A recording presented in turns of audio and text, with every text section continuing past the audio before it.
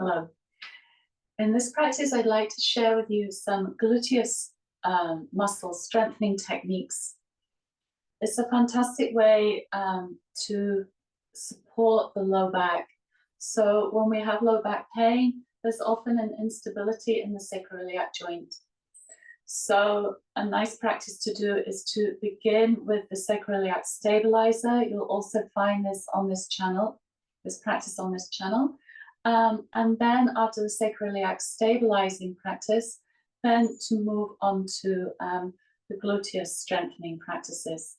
Just a point though, before you start, it's a good practice for chronic back pain when there isn't a flare-up. So if there's a flare-up of pain, please don't practice this.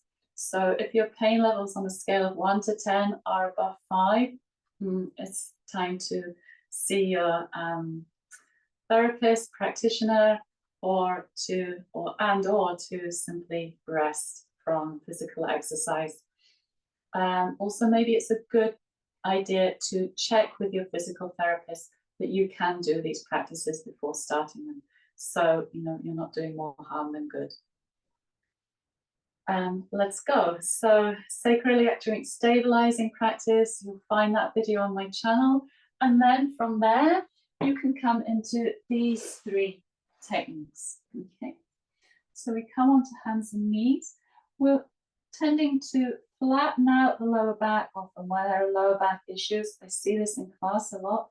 So really make sure you're in neutral in that starting point so that you have that natural curvature in the lower back. The first practice is to bring the feet together so the inner edges of the feet, but the knees stay hip distance apart.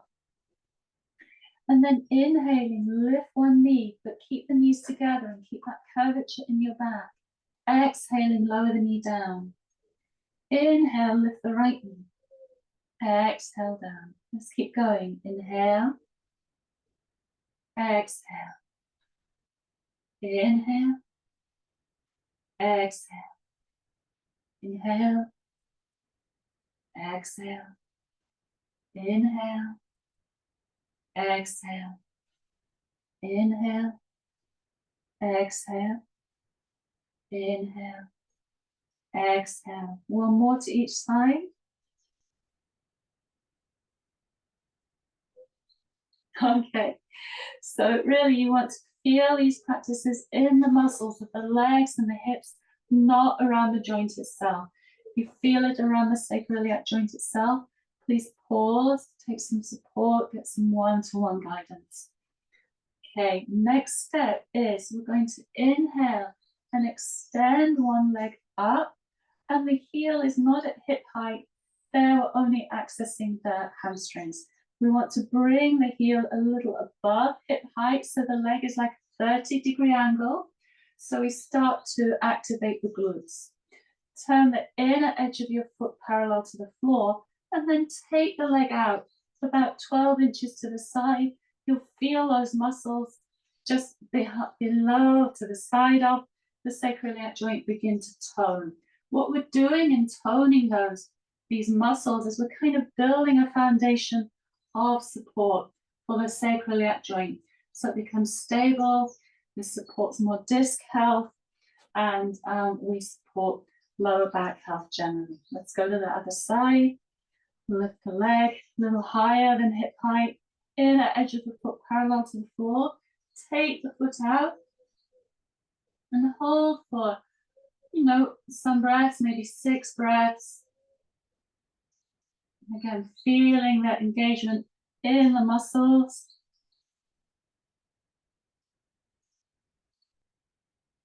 Good. Please bring the knee down. We can do a couple times to each side. So inner edge of the foot parallel, heel above hip height, leg out to the side about 12 inches. That's 30 centimeters. If you can't use imperial. Bring the leg down. Let's go the other way.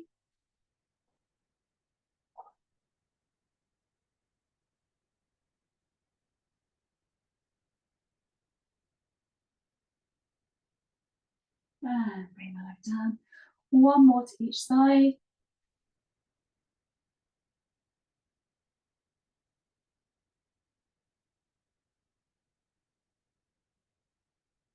Good. And one more.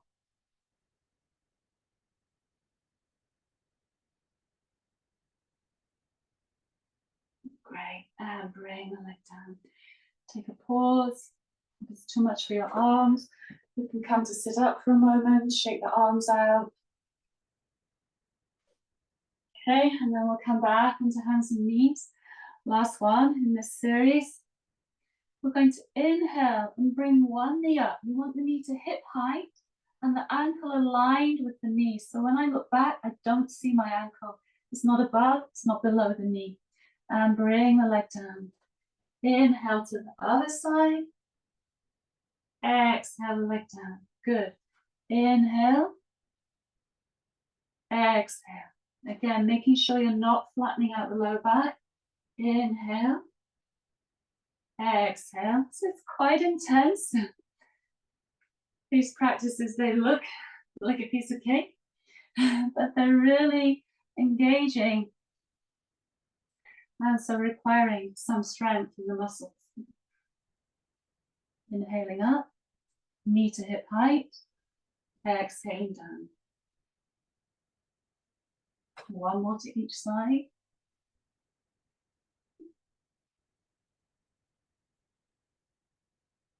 Okay,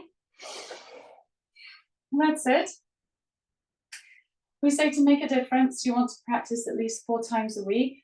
So sacro iliac joint stabilizer video, and then this one 4 times a week. You'll also find on this channel a back care practice video. You could try that as well. After doing the practices, a really nice thing to do is to lie back and practice the Vata breathing practice called Yoni mudra, where we make this mudra with the hands. We bring the hands to the pelvis and lie back and just breathe in and out of this space in the hands. You'll find this video also on my channel, Vata Pacifying Breath. The thing is, this is a Vata area of the body. And Vata is about movement. When there's too much movement, so particularly when there's a lot of stress in our system, what I'm noticing in my practice and with people I work with is that has a definite effect on this part of the body. So for most of us, the SI joint is to some degree or another unstable. And so this has a definite connection to much back pain. So pacifying the Vata at the end, doing this Vata breath practice, really it's not just like the last bit of relaxation that we need to miss. It's a really key point as well, just to really balance the system and help the effects of the practices to integrate. Give it a go. Sacro iliac stabilizer, use gluteus strengtheners, maybe sometimes also the back care practice, and also this Vata breathing practice called Yoni mudra. You'll find them all on the channel. Thanks for watching.